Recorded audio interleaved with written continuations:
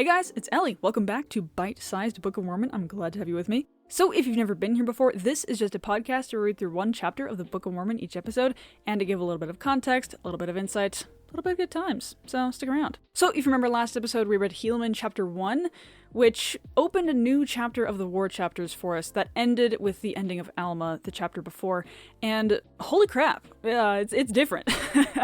So basically, chaos reigned. There were 3 people that were shooting for the judgment seat in Zarahemla, which is the Nephite capital. Basically, because of those 3 contenders, the city broke into 3 competing factions. One of them got the judgment seat by democratic vote, someone else hired someone to kill him, but then there's a band of murderous people, invisible in the city, and an army of the Lamanites attacks, and just lances straight through Zarahemla and a bunch of other cities, and eventually the armies of Moroni finally were able to get them down. Anyways, bad things happen, and finally Zarahemla is back in the hands of the Nephites after a bunch of them got murdered when, again, a Lamanite army came through and just killed loads and loads of Nephites.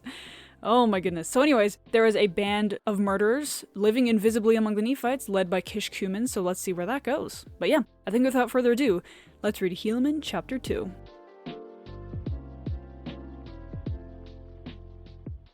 And it came to pass in the 42nd year of the reign of the judges, after Moroni had established again peace between the Nephites and the Lamanites, behold, there was no one to fill the judgment seat. Therefore, there began to be a contention again among the people concerning who should fill the judgment seat.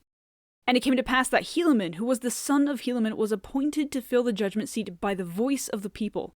But behold, Kishkumen, who had murdered Pahoran, did lay wait to destroy Helaman also, and he was upheld by his band, who had entered into a covenant that no one should know his wickedness. For there was one Gadianton, who was exceedingly expert in many words, and also in his craft, to carry on the secret work of murder and of robbery. Therefore he became the leader of the band of Kishkumen. Therefore he did flatter them, and also Kishkumen, that if they would place him in the judgment seat, he would grant unto those who belonged to his band that they should be placed in power and authority among the people. Therefore Kishkumen sought to destroy Helaman. And it came to pass that as he went forth towards the judgment seat to destroy Helaman, behold, one of the servants of Helaman, having been out by night, and having obtained through disguise a knowledge of those plans which had been laid by this band to destroy Helaman. And it came to pass that he met Kishkumen, and he gave unto him a sign. Therefore Kishkumen made known unto him the object of his desire, desiring that he would conduct him to the judgment seat, that he might murder Helaman. So, Kishkumen's band is already doing bad and awful things. But what's interesting is, it's very easy to think of Kishkumen in this situation as kind of the ultimate bad. He is the poster boy of bad in this era of the Nephites, and yet he's flattered by someone. This guy named Gadianton was able to flatter himself not only into Kishkumen's band, but flattered himself into leadership. He got Kishkumen to go murder the son of Helaman, also named Helaman, because he was like, hey, if you get me on the judgment seat, I will give you all power. So, Kishkumen is not the ultimate bad here. The ultimate bad is the fact that there is a secret murderous group in the Nephite city that have all covenanted in some profane reflection of God's actual covenants that they won't reveal anything. So, anyways, this is bad, but what's interesting is Helaman, son of Helaman, he had a servant. And that servant apparently was totally on top of things. He had discovered what Kishkumen and his band were planning. And so the Nephite authority, the righteous Nephite authority, is not completely helpless here. Clearly, they know about the band, even though they can't identify everyone in it, and so they can be kind of prepared. And so this servant of Helaman is able to pretend to be a member of the band. And he is able to understand what Kishkumen's plan is, and Kishkumen thinks that he's on his side. So, the Nephites, or the righteous Nephites, I should say, have a leg up here. They have someone on the inside. So this is some really exciting subterfuge happening. I wish we had more details on how that undercover op went for this guy. Also, I want to point out, Helaman, son of Helaman, currently has the records that make up the Book of Mormon. And so, I have a feeling that God isn't going to let Helaman, son of Helaman, die, at the very least without handing the plates off to someone. If he's murdered violently when he's young, which presumably he is pretty young, he probably doesn't have a plan to hand off the plates to someone worthy, and therefore the chain of stewardship that makes up these records would be broken, and we would not be holding the Book of Mormon in our hands today. So clearly, something happens. Helaman does not die. Let's see how God handles this, because God is on Helaman's side here. God has a very vested interest in keeping these records safe and protected and in the right hands. So something is going to happen, and I think the fact that we already have this servant undercover here is a sign of that.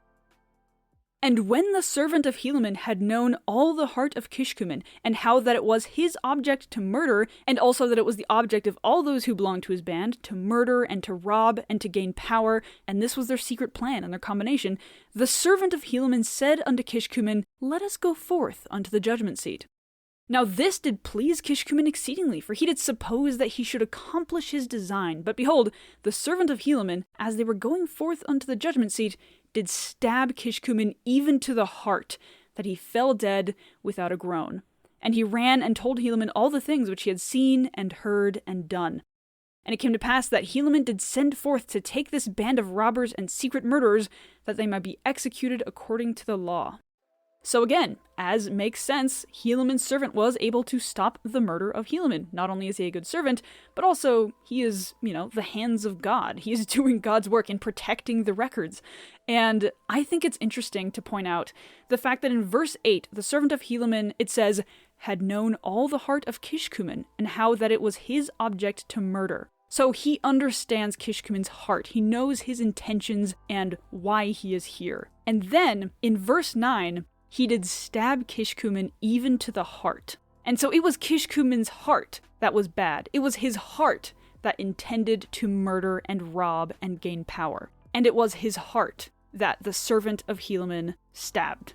So, this awful influence of evil and greed and murder was killed very swiftly, very decisively. And that is a theme when it comes to big bad leaders from Lamanites and Nephites alike. The best way to get them out of the way is by being decisive. Teancum, for example, killed both Amalickiah and Ammoron, both Lamanite kings that hated the Nephites. And how did he do that? By making a decision, going to their tents, and killing them in their sleep. He didn't bring them out to talk, he didn't fight them in battle with armies between them. He went man to man and murdered him.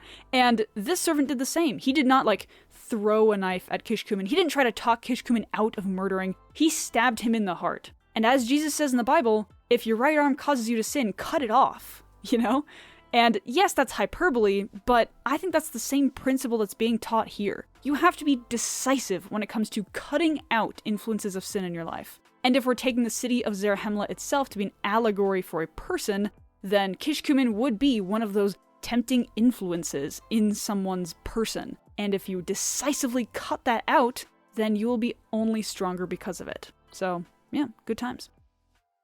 But behold, when Gadianton had found that Kishkumen did not return, he feared lest he should be destroyed. Therefore, he caused that his band should follow him. And they took their flight out of the land by secret way into the wilderness, and thus when Helaman sent forth to take them, they could nowhere be found. And more of this Gadianton shall be spoken hereafter. And thus ended the 42nd year of the reign of the judges over the people of Nephi. And behold, in the end of this book, ye shall see that this Gadianton did prove the overthrow, yea, almost the entire destruction of the people of Nephi. Behold, I do not mean the end of the book of Helaman, but I mean the end of the book of Nephi, from which I have taken all the account which I have written. What an astounding claim to end this chapter on. Mormon kind of peeks his head in as the editor, as the abridger of this record, and goes, by the way, guys, this person, Gadianton, is very important, and it is because of him that at the end of this book, all the Nephites die. He is the reason. His influence, his ideas, his actions are the reason that there are no more Nephites today. That's a huge claim, and it is fulfilled in the way that Gadianton influenced the culture of the Nephites in the most negative way possible. That killed the Nephites. It was the secret combinations, it was the lies, it was the murderings, it was the groping for power that killed the Nephites. And yes, Gadianton does not live until 420-something AD, but his ideas live forever. They are like a cancer on the Nephite people, and they never let go until the Nephites are no more. While it was technically Kishkumen that started the group, Gadianton makes it what it is. As I mentioned earlier, he was able to manipulate Kishkumen himself. That should tell you something about who Gadianton is as a person. So anyways, we have just been introduced to one of the most influential people in the Book of Mormon, and I'm excited because There are a lot of negative examples in the Book of Mormon, but those very negative examples, examples of what not to do, teach us so much. So I am so excited to keep reading. So the standout verse for this chapter is going to be verse 3, which says, "But behold, Kishkumen, who had murdered Pahoran, did lay wait to destroy Helaman also, and he was upheld by his band, who had entered into a covenant that no one should know his wickedness." So Gadianton and Kishkumen's genre of wickedness cannot stand alone. They, as the verse says, are upheld by their band. And that is what I want to focus on in this verse. How Kishkumen, and later Gadianton, are upheld by their band and the covenants that they made to each other for secrecy. Groups like this only exist because they are groups. If groups like this were one person, they would not have any of the destructive influence that they have. So Gadianton and Kishkumen surrounded themselves by people who had covenanted to secrecy. They had covenanted to be a brotherhood of sorts.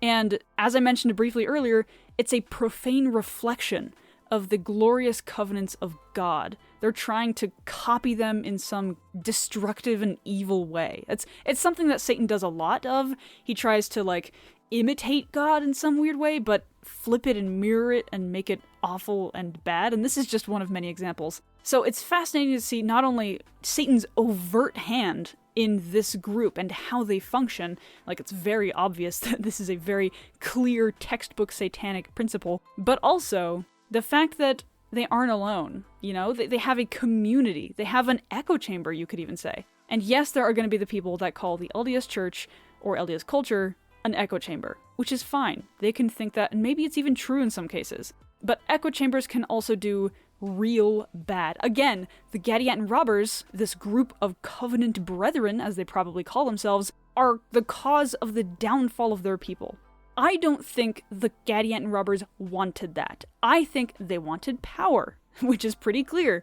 As it says, Gadianton was trying to become the chief judge so that he could give power to his friends and also have power for himself. They don't get what they want if there is no more Nephites at all, if there is no more power to be had in the first place.